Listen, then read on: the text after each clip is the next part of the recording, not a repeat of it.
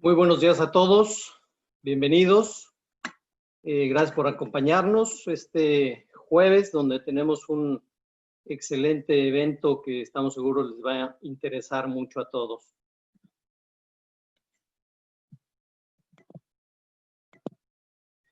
Nada más a manera de recordatorio, si nos ayudan a poner en mute sus teléfonos, en off las cámaras, y si nos, cualquier pregunta que vayan teniendo a lo largo del evento, si lo ponen en el chat y obviamente iremos contestándolos al final de la presentación. Tendremos tiempo para algunas preguntas. Les recordamos, como siempre, esta sesión va a ser grabada y la encontrarán en nuestro website lawitgroup.com. Me presento, soy Juan Carlos Luna, cofundador de Lawit Group. Es un placer estar con ustedes. Alejandro, mi hermano, que es el encargado de toda la cuestión y conocimiento tecnológico, no nos pudo acompañar hoy, como todas las veces que hemos hecho estos eventos, pero bueno, es muy grato darles la bienvenida, agradecerles su compañía y empezar a movernos en este interesante tema. Antes que nada, nada más para los que no tengan o los que no nos hayamos podido comunicar antes en estos eventos, presentarnos. Lawit Group, organizadora de estos webinars de la mano de Logistic. Lawit es la firma, el brazo de tecnología e innovación para la industria legal de la firma Logistic, y lo que hacemos básicamente es proporcionar legal management consulting tanto a despachos como a corporativos, equipos legales de empresa, para perfeccionar su desarrollo en todas las operaciones legales. Les voy a compartir brevemente y voy a cambiar a inglés porque tenemos participantes y desde nuevo nuestro speaker que será en inglés. Let me switch and tell you about these Lawit webinars that we have been presenting almost for 2 months now, with the idea of really bringing experts in the area of legal transformation in everything that is going on in this new reality, and obviously the trends that have happened in the past few years. And the idea of these webinars is to keep it very simple, to the point, and bringing these leaders in the legal industry to talk about legal technology, legal innovation, disruption, digitalization of legal services. And we also always include topics regarding to the rule of law and some of dealing with one of our special concerns, which is wellness for lawyers in this industry. It is my pleasure today to present SILVIA HODGES Silverstein. SILVIA is the CEO of Buying Legal Counsel in International for Legal Procurement. The topic that SILVIA will share with us, I think, is relevant for everyone. It doesn't matter if you are working in a law firm, if you have your own law firm, or if you work for an in-house legal department. Buying legal services is always one of the most relevant and business-related strategic decisions that come at all in every single point of contact between clients and lawyers. And that's why this topic is so relevant.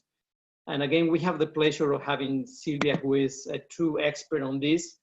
She will discuss the latest trends that are published in her analysis of the 2020 Market Intelligence Report of the Buying Legal Counsel, which I'm sure will shed some very relevant information on the international scope, on the international level. So it's going to be very useful for all of us. And SILVIA will be joined by Dori, and SILVIA will present Dori, and I'll ask SILVIA and Doria to turn your cameras on and your mics on so that we all can see you in this introduction. So in a nutshell, SILVIA leads the Buying Legal Counsel, which is an international trade organization for legal procurement. She is the editor of the Legal Procurement Handbook, has authored 2 Harvard Business School case studies on legal procurement and the legal industry, and teaches management at Columbia Law School and Fordham Law School. So with this, I welcome Silvia, Doria. It's a pleasure to having you. Thank you for accepting this invitation. And we're looking forward for great information and great insights on what you do on a daily basis. And ready to see your presentation. As I comment in the introductory part, we'll have this presentation by Silvia and Doria for the next 35 minutes. Of course, we'll have time for Q&A at the end of the presentation. I think what you will hear will be very relevant, and I'll ask Silvia and Doria also to share all their contact information so that any of you can get the benefit of knowing what they're doing in their operations and the benefit of the consulting side that they can also provide. So Silvia, Doria, welcome, and it's all yours.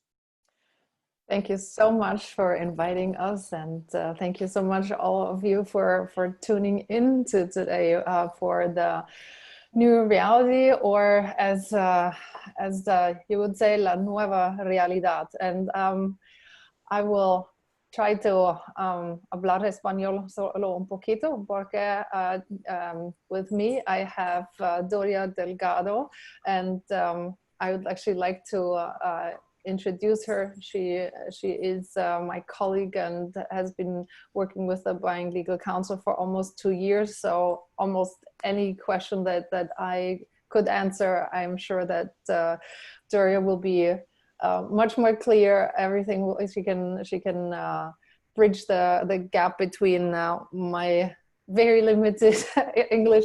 The thing is, I lived in Italy for 5 years, so parlo italiano, and my problem is, so I always think I can understand everything in Spanish, but when I speak it, I start the la frase in español, pero después un poquito I comincio a parlare italiano. So I brought today Doria because she is the most fantastic person and who can help you with all the question on legal procurement.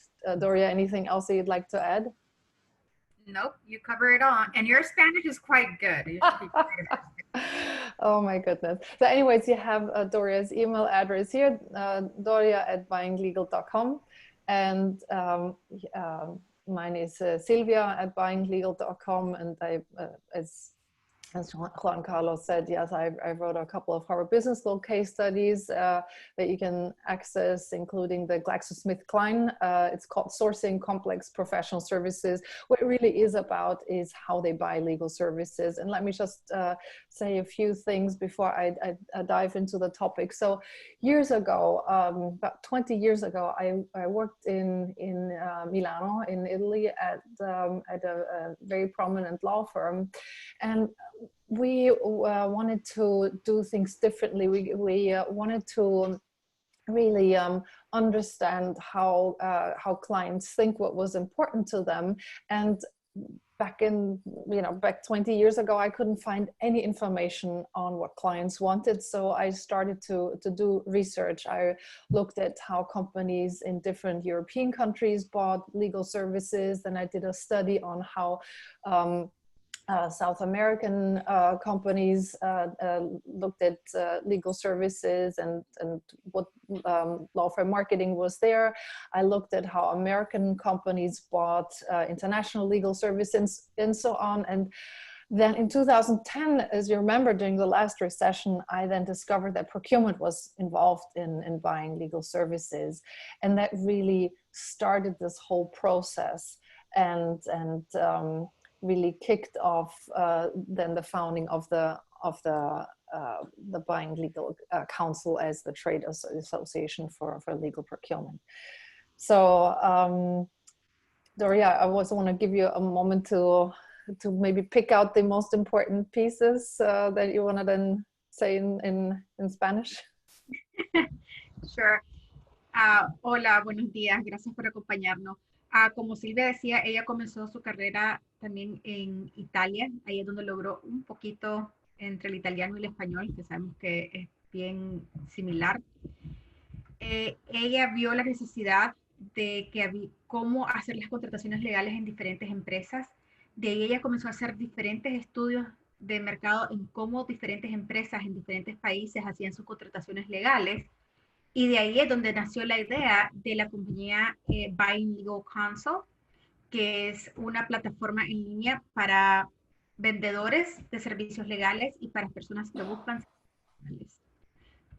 Yes, and so our members are very large corporations, in particularly in the pharmaceuticals industries, the large banks, the large insurance companies, because those are the ones who spend literally millions, hundreds of millions of dollars on outside counsel, and as well as legal technology, and they are the ones who bring in procurement. And once a year we do a research on the market for legal services, and we publish this in our market intelligence report. And so basically it has different parts, from what's happening in the legal industry to what buyers of legal services want to what is happening on the seller side.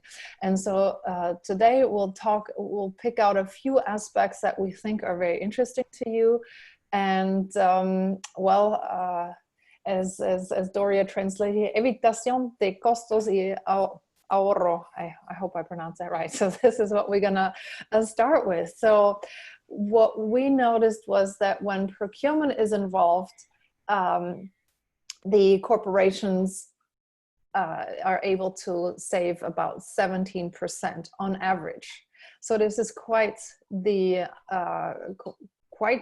amount when you think about it, that a typical large bank spends about $800 million US for outside counsel services.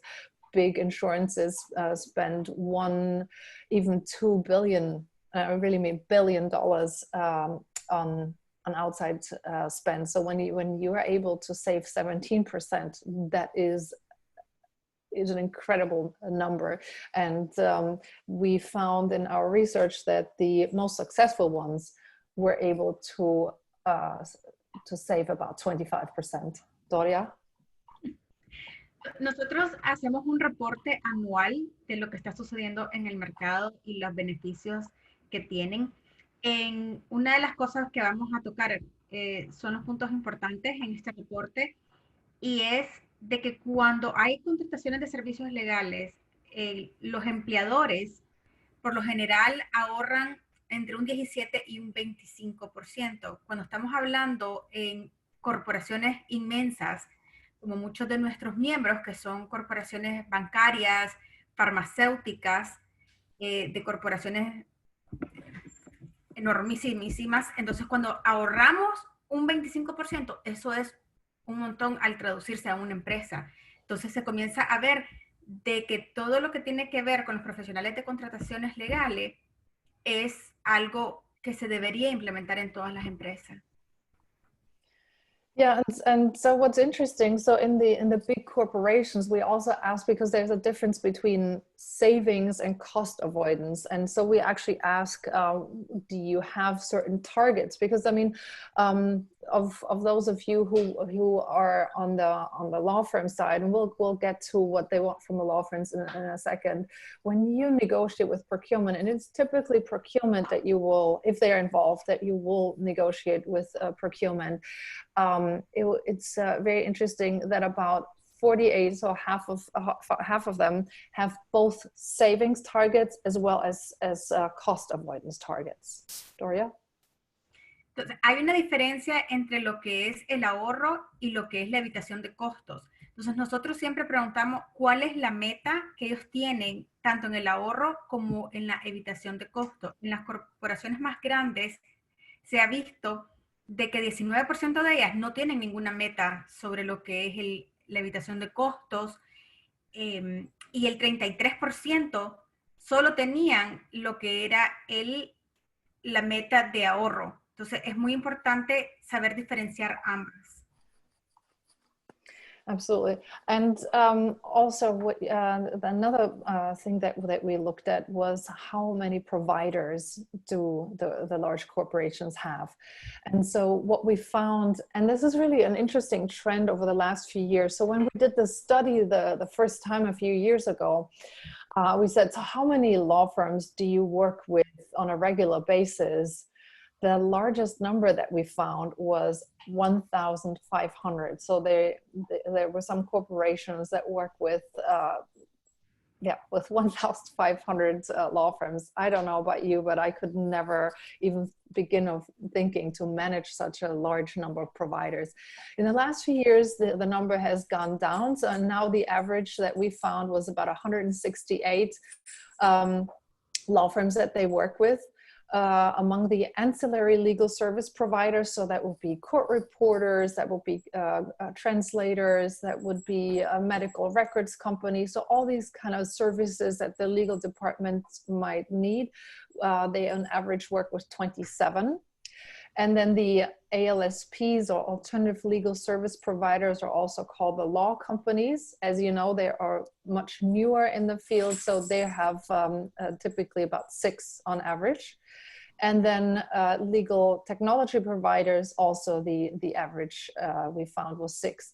And as I said, the trend in the last few years for the law firms was to reduce the number of providers that they had, to really be able to better manage the law firms that you work with, and actually strategically partner better with your law firms, because then there's no partnership when you have too many providers. And I mean, some people would argue, even how can you really partner with 168? That is still too large of a number.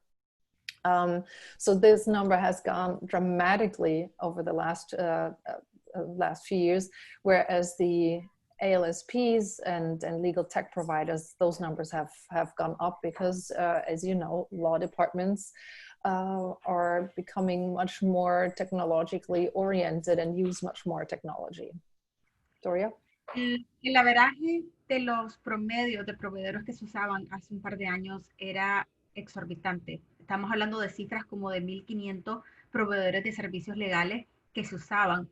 Durante los años pasados ha disminuido a un promedio de 168 de servicios que se usan, y eso ha venido disminuyendo, que son en el averaje de servicios legales auxiliares, que se puede decir que son los ancillary legal service providers. Son los servicios legales auxiliares, como Silvia explicaba.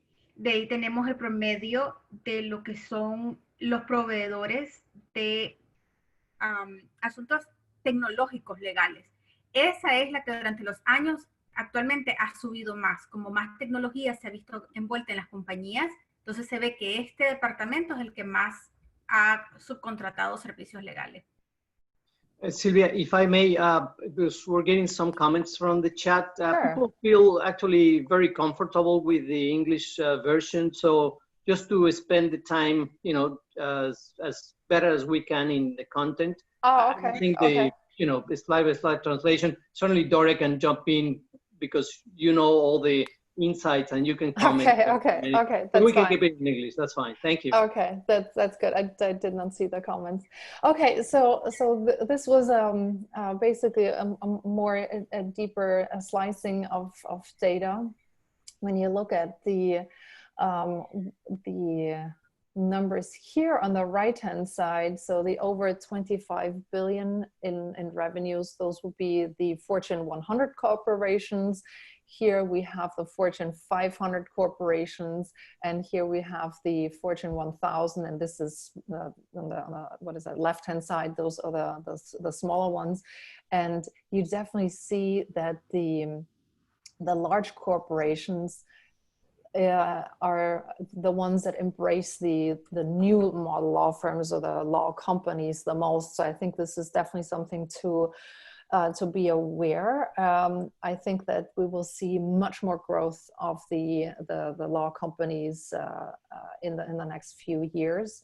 It will be embraced much more also, I would imagine, by companies that are not just in the Fortune 100 group, and will be giving the traditional law firms much more run for their money. Moving on, so the objetivos de contratación. So what are their goals? What does procurement want? So When we did this research, and as I said, we've been doing it over the last few years, and tracked what has been happening. And as you can imagine, procurement is very much about legal spend management, about reducing how much the corporation spends. But then last year, it was a lot about better managing legal work, because as you probably aware, procurement is actually or legal procurement is a department that's within the purchasing department, and they report to the CFO, whereas they work with the legal department and they work with the legal ops people, but they do not report to the GC.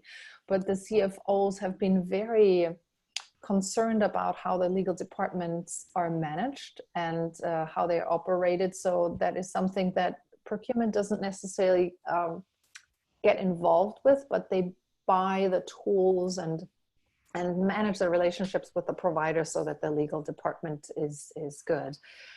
And what they also, what we've seen over the last few years, we've seen much more analysis, sophisticated analysis of spend data. So that has been happening. But for 2020, we've run a couple of we call it question of the week, and the big theme, as you can imagine, is cost savings. It is cash management to make sure that the corporations are able to remain liquid and can pay for their obligations at any point in time. So for 2020, it really absolutely is about cost savings. And I will go into this later and show you what came out of our researches. But Doria, any other comment that you wanted to make on what you noticed when what the clients wanted? No, I think you covered. Okay, so most commonly used procurement tools. What is it that procurement wants? Well, as you can imagine, they want discounts.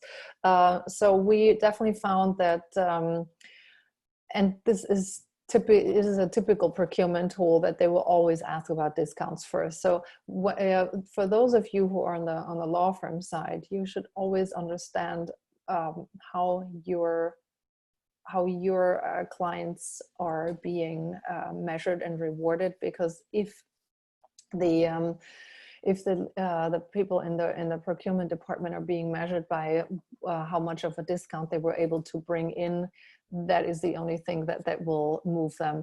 We as an organization are really working hard to make sure that they are not just interested in discounts, because as you can imagine, that is a tool that you can only use for so long. It is not something that will further the relationship between the clients and the provider, and it's just a very blunt tool. What is that saying, Doria? If the only tool you have is a hammer, then every problem looks like a nail. So we're definitely trying to get people understand that there are many other things that they can do, including alternative fee arrangements. Lots of people don't like the name alternative anymore, because they say this shouldn't be alternative. It should be the normal, that you have fixed fees, that you have flat fees, portfolio fees, etc., and so forth. So that is definitely, we see procurement loves these kind of things.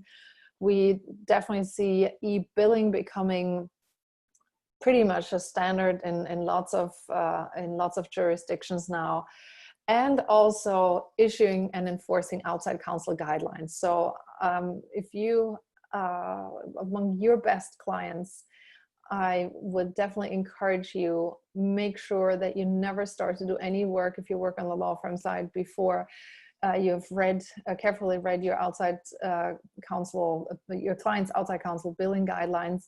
And if you work on the client side, I would encourage you to actually establish outside counsel billing guidelines to say, to make it very clear what it is that you're willing to pay for and what you're not willing to pay for. Because I think that leaving people to guess what you might want and then complain afterwards, that is not a good way to do business. Doria, anything else? So we here is a list of the different tools that procurement is using, and the part of the bar in orange is what they are already using, and the blue is what they are planning on using. So it's, as you can see, the discounts are unfortunately very, very popular. The outside counsel guidelines are quite popular. Issuing requests for proposal is also very common, and so on. You see all the different tools. I would like to train your eye on a couple of things here. The legal project management. So you see the large bar here, 49% say that they are in the process of adopting LPM, or legal project management. So I think that is an area that if you're not already doing as a legal department, you should be looking into that. And as a law firm, this is definitely an area that you should invest in, because it's important that you have the necessary tools to guide your clients through that. Conducting data analysis, 32%. Again, this is an area, as I said, procurement loves numbers. Procurement is absolutely always on the lookout for benchmarking data, for baselining their own data, etc., and so forth. So we see much more with that. And then third place, also the pre-matter scoping of work. So that means that you actually sit down before you start a matter, that you say what is involved, what is not involved, what are our intentions here for this, what is our stance, so that both parties, the client and the firm, are really clear about it, and there's no second guessing. So the modelos de precios más comunes, what are they? Which ones are the most popular ones? Probably no surprise, you already heard it from me. So straight discounts are extremely popular, but fixed fees are getting much more popular as well, as volume discounts, blended rate, capped fees, and so on. So I would again invite you to think about what it is that you're already using or what you're already offering, because it will definitely endear you to your clients, or it will definitely make your life easier to say, we're not just doing this one tool, we're not just doing this or using this one solution, but we're actually, depending on the situation, different fee arrangements might be more useful. So, and this is the part that I promised you before, but I said, what is it that clients really want? So the most frequent value, so this slide here is what do the law firms most frequently offer? So the number one is secondments. Number two, seminars and business level training, hotlines, and so on. You can read it yourself. And I actually think the next slide, we have it all in Spanish. I know that you're all great in English, but here you go. We have it in Spanish as well. So those are the different tools that the law firms are offering. But do you sometimes wonder if what you're offering is really what people want? So we have the answer here. What clients really want are the use of innovative technology. That is actually what they, out of this list here we have it as number 8. So it is being used, or it is being offered, but it's not offered at the rate that clients actually really wanted. And then also what clients really want are the pre-matter planning sessions. Remember that we talked about before, and it was this slide here, where we said this pre-matter scoping of work. So that is definitely an area. This is something that your clients would really like. So think about that. And then last but not least, the real business insights, root cause analysis, sitting down with a client and saying, why do you have so much litigation coming from this office or in this business unit? Actually really thinking about that. And you might say, well, but you know, this is gonna take away business for us in the future. And the answer is yes and no. It might be in the immediate future that they not give you the same type of litigation or whatever it is, but in the long run, you heard from me before that clients absolutely reduce the number of law firms that they're working with dramatically. And you don't want to be the law firm that's cut. You don't want to be the law firm that they say, well, yeah, you know, they've done stuff for us, but they've really not given us much value. So those are things that clients really see very valuable.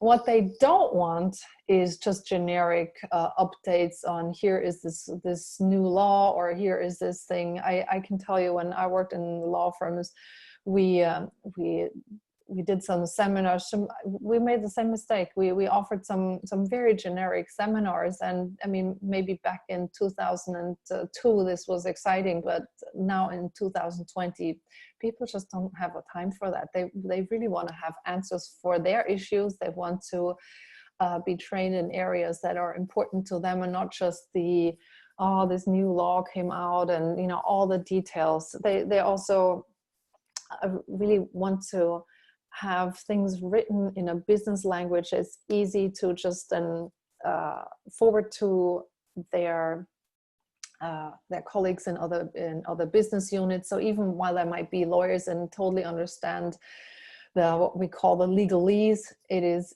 important to make it easy so that they can forward it within the corporation. So in conclusion, and Doria, please chip in at any point in time.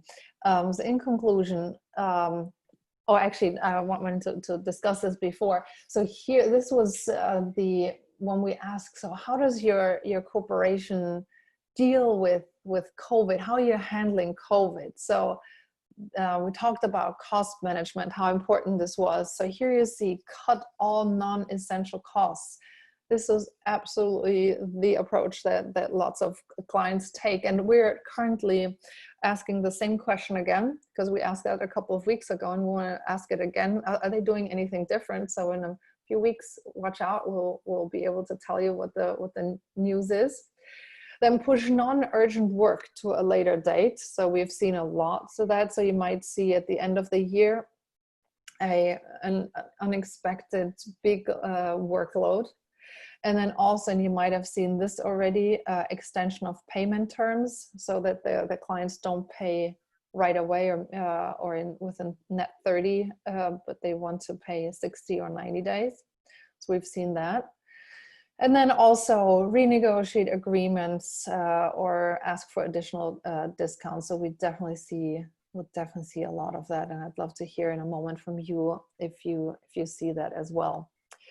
So we definitely have emboldened clients, and procurement has no problem standing up and saying, this is what we want for the company. They're very bold, and they are armed with lots of data. They track a lot.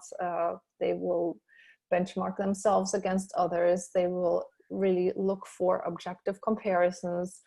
There are a lot of guidelines within large corporations on how purchasing needs to be done, and often procurement gets brought in so that the purchasing process can actually stand up to the auditing process. So it's not about just, you know, I know this lawyer and he's been serving us very well for all these years. It's that's good, or we went to law school together, or all that. But it's really about, does it make business sense with this lawyer or with this law firm? So at the same time, while you might say, aren't some of the relationships destroyed, it is the relationships when procurement gets involved is more about the general, how can I say, rather than the personal relationships, it's more about the business relationships. And that's what you see in large corporations. So all that I'm talking about, you do not see this in medium-sized companies. You will see this in the large corporations. And it is about, as I said, it is about building futures together, but in a very different way. Doria, anything else that I might have been leaving out? Don't be shy. No, actually, I think that you actually nailed it and even went beyond on the information that we had. Oh, God, you are so nice. Thank you. Okay, well, so yeah, so we have the report available to our members and friends. You can go on buyinglegal.com. For everyone else would have to pay for it. But you can reach us at Doria, buyinglegal.com if you'd like to learn more, or Sylvia at buyinglegal.com. And I guess, Carlos, I guess I should look at the chat questions. Yeah, and let me get started while we switch to the other slides. Can you comment in this survey that you have been conducting? What's the history behind it? How did you start to really finding out the right components or the right reach and international participants that fit the information that provide these trends or these reports? And by the way, obviously these reports are going to be in the recorded session, and obviously they can go to your website to obtain the reports, which I think they're worldwide to look at in very detailed analysis, because they provide a lot of information, both for law firms, but also for in-house departments. So how do you conduct this? What are the type of companies? Are they international in scope? Are there certain size framework? Or how do you work on that? Right. So as I said, the corporations that bring in procurement typically are only the large corporations. Someone said the other day, you know, almost every company has a GC or some kind of legal department, and then corporations that have a large legal department typically have legal operations, but only the ones that have really large legal spend they bring in procurement. So the ones that bring in procurement are typically the Fortune 500 type companies, and as I said, particularly the highly regulated industries who have lots of legal spend. Those are the ones that who are our members and who are also part of the survey. So what we do is, so this research that I showed you, those questions, this is a annual survey that we do, and we send it out through our mailing list. We'll send it out on LinkedIn, because we have connections with lots and lots of legal procurement professionals. Yeah, it's mostly mailings and LinkedIn, and we ran it this year in January, February, and early March. We closed it early March, so the COVID was just starting, or well, depending on the country that you were in, COVID was already roaring, I guess. And almost all of them were based in North America or the EMEA region. Let me jump into another set of questions that I have, and Doria, please jump in any that you want to complement any information. So you mentioned that obviously now we see a more sophisticated analysis of legal expenses, probably not entirely or not only on big companies, but maybe some medium to large companies as well, that they might be learning from the experience from big clients or big corporations. How do they get that benchmark analysis just to compare? Because everything is about measurement now, according to what you mentioned. And if they're getting more professional, I mean, the companies or the in-house department with the support of the procurement areas and the CFO department and support, how do they get valuable benchmark analysis so that they can truly compare, apples to apples? So it sort of depends. So some of the benchmarking, so if you're talking about benchmarking, for some, they're only interested in rates. So the rate benchmarking, there are a number of companies that are doing that. So you can buy for your jurisdiction that you're interested in. You can go and buy these this benchmarking information. It typically, I would say, the best benchmarking information that you can get typically is from e-billing companies, because the data that you will then have is the actual paid amounts. I saw a few years ago, I saw some benchmark data where basically they went out to law firms and asked them, so how much what's your rate for this, what's your rate for that? But that's very problematic, because we found that, as you saw in this research, and there are many other researchers in our industries that confirm that almost no one pays the so-called rack rate. Almost everyone asks for discounts. So if a law firm says, well, we charge $1,200 per hour for a senior partner in New York City, that may or may not mean anything. So I think that the best benchmarking data for rates comes out of these e-billing systems, and where you then can actually go in and really slice and dice the data. So you can then go into and say, I need to know how much this type of matter takes and how much it costs, what the typical staffing is, how many hours, and so on. So this is data that you can now get in some jurisdictions,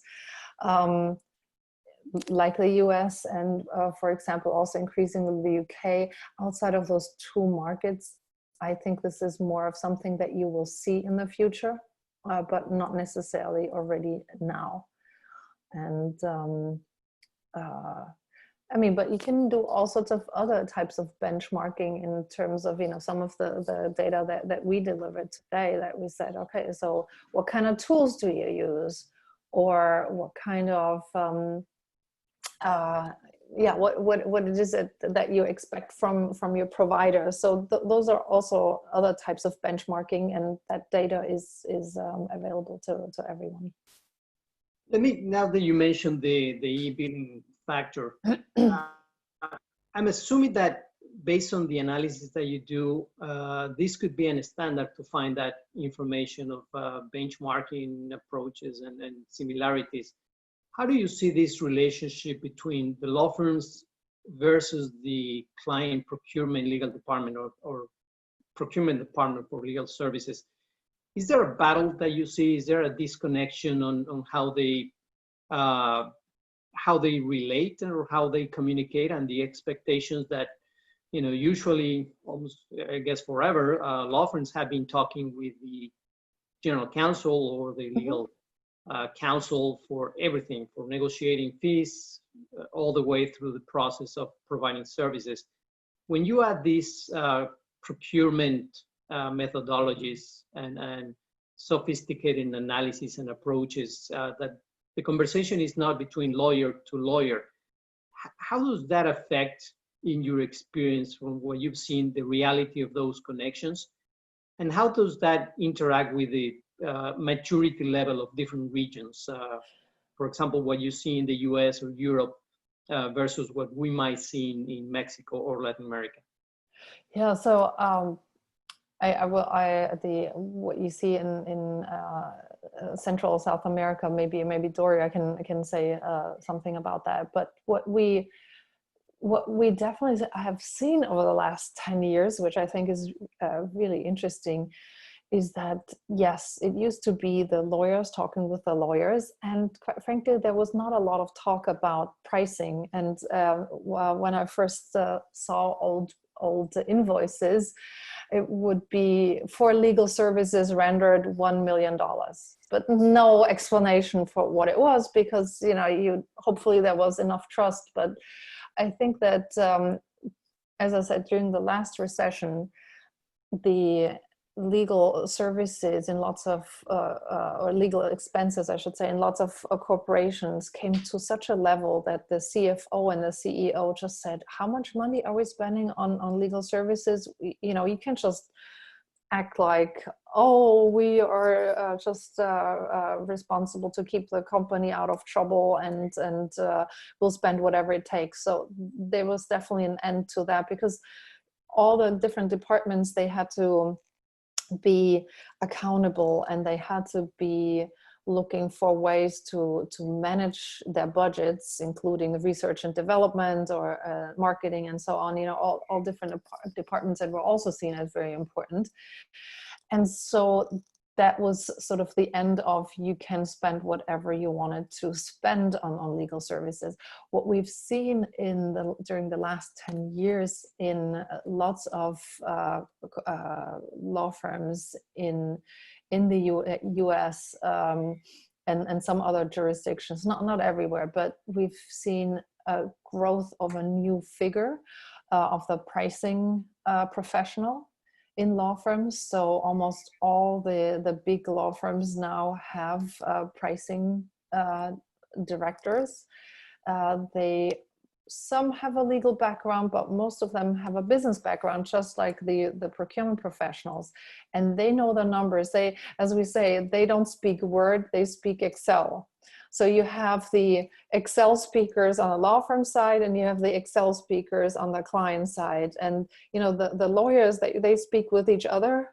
They continue to speak with each other, the in-house counsel and the outside counsel, but then you also have the procurement people speak with the pricing people. So that is definitely something that we have seen over the last 10 years to develop. I remember I was, I think it was in 2009 or 2010, I was at a ILTA conference in Washington, and we were, I think, 25 people in a room, and so those were all like different pricing professionals in different law firms, and they had never met. This was the first time they ever got together. And now I think that like in the MLaw 100, I think almost all of them have some sort of pricing department, either with several people, or they have at least one person in pricing.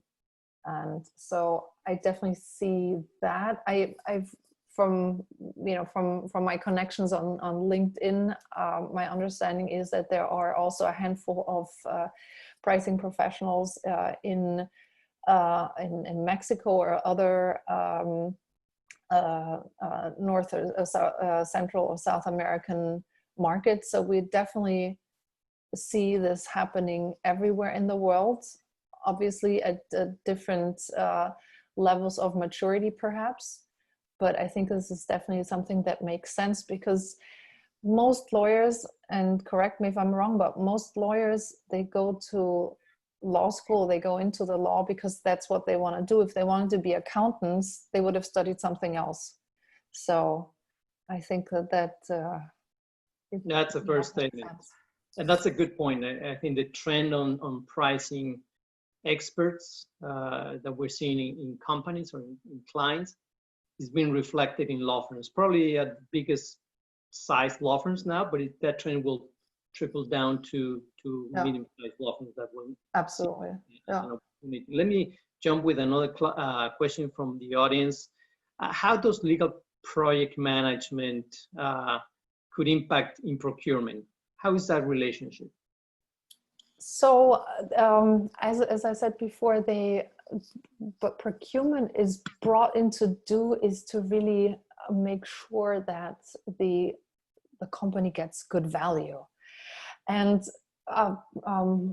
procurement just, when you look at a complicated litigation, for example, it involves several jurisdictions and it might go over several years, unless you have professional project management in big corporations, they just don't see how you can manage that professionally, efficiently, and effectively. So they expect that because they think this is the most professional way to do that. And so lots of procurement professionals have some sort of project management background as well, like most business unit managers in large corporations. And it is sort of a sine qua non for many, for pretty much all big projects. So they just say, you know, it makes good business sense to do that in other parts of the corporation. So we expect that for legal as well. So it's basically like legal, don't keep waving your, we are special, we are different, we can do this all. It's like, no, come on, you know, you need to be more, you need to be more in line. And I think in a way, and that's probably why in the beginning and 10 years ago, and when I said, oh, the procurement is getting involved in buying legal services, I remember I was at this one conference in New York, and it was all managing partners of, you know, the so-called white shoe New York law firms, you know, the best of the best, the richest of the richest. They almost threw tomatoes at me. And I was like, come on, you know, it's not, don't shoot the messenger. This is, I just tell you what I see happening in the market. This is what's happening. Because when you look at all the different parts in corporations, that's what's happening. There's basically, legal was the last bastion of, don't touch us, you know, leave us alone. And that has just come to an end 10 years ago. And now it's sort of spread over, to some extent, over the whole world. It's not everywhere totally yet, but the big corporations, they pretty much bring in procurement now. And you mentioned that the change really started more than 10 years ago. It's not only, yes, as we posted in the title of your presentation, is not a post-pandemic reality or reaction, but a key question that everybody has in the law firm side of the formula.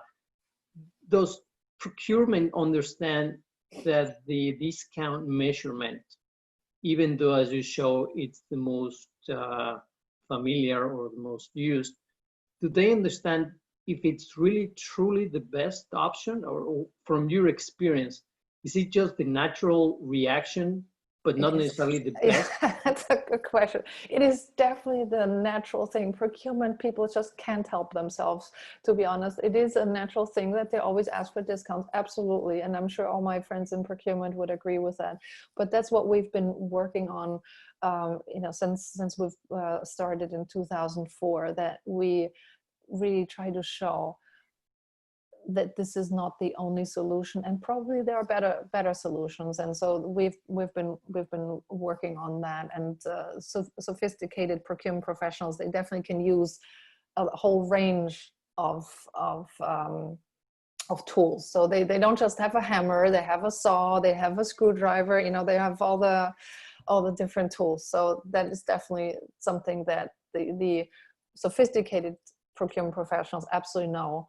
And I mean, we always say you can keep, if you, I'm a vegetarian, okay, so but all of you meat eaters, you understand, you know, if you carve from the piece of meat, I mean, at some point in time you reach the bone, and what, you know, you can't carve anymore into that. That makes no sense. So we understand that, and so it definitely needs to be better solutions, and solutions where that are I know that people hate this expression, but that are a win-win. It needs to be good for both sides to be a sustainable solution. And Silvia, Doria, first of all, again, thank you very much. I think the content, the valuable content that you have, and this exercise that you do on a yearly basis is critically important for everyone in the legal industry. And we invite everyone in this call to really jump in your website and look at those numbers in detail. Just to finalize, do you have any advice for all of us that are in this call in Mexico and Central and Latin America? Do you have any advice, either if we are from law firms or in-house departments? How should we be facing this new reality? I know that things might just come our way on a natural flow or trend based on what international clients demand, but on the let's say Latin American scope, how should we be better prepared? So I think it's good to know what some of your clients want. For example, and some of those international clients, I would maybe pilot some small projects with them and see, you know, is this something that makes sense to you? Where can you learn from maybe experiences that your clients had with their firms in other markets? Because, you know, why make the same mistakes that were already made somewhere else? So I think the good thing is always to learn from the mistakes from others, so that you can see what works and what doesn't, and then improve on that. So I think that's something that I would probably look at. I would study what are different ways that the multinationals take right now in terms of legal spend management. And actually on our website, you can download a legal spend management primer. I would definitely try to understand what's being done and then see what you might need to change about your own practice that prepares you well. And so that when a client comes with these requests and say, and then maybe different from your competitors, you can say, oh, we have actually thought about this. We have solutions for this. Or that you approach some of your clients and say, we would like to try this or that out with you. So particularly if you approach your multinational clients, they will be quite impressed and say, wow, this is a forward-thinking law firm. I mean, I think lots of these transparency and analytics developments will happen.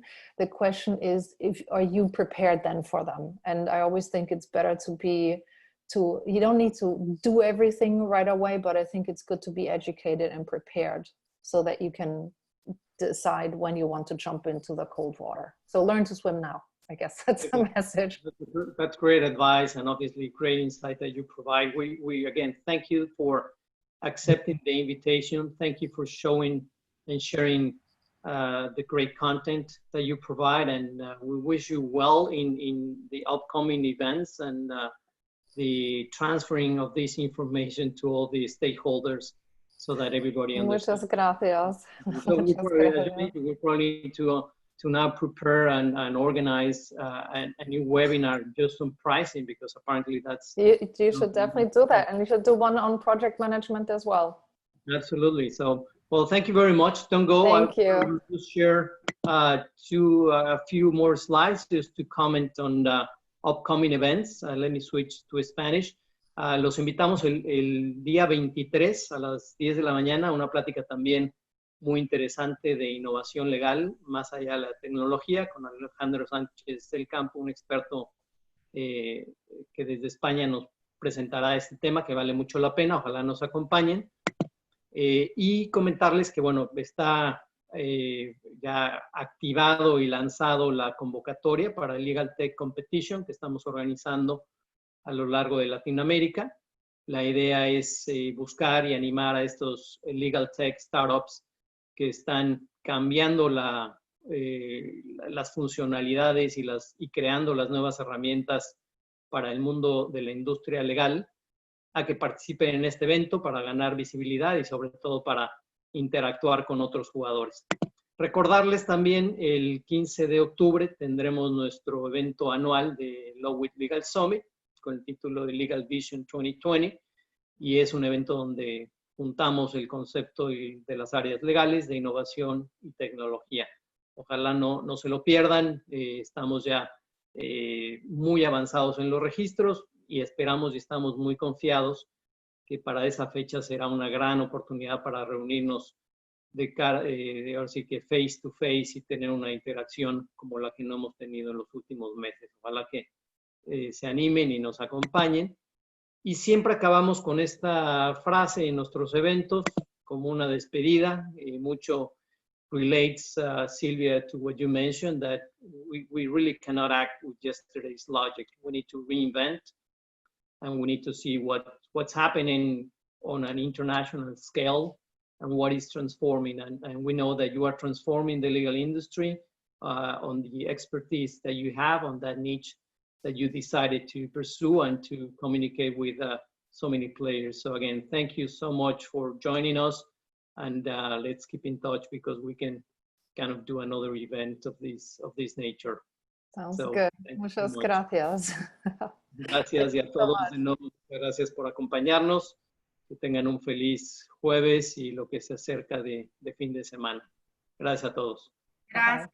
Gracias.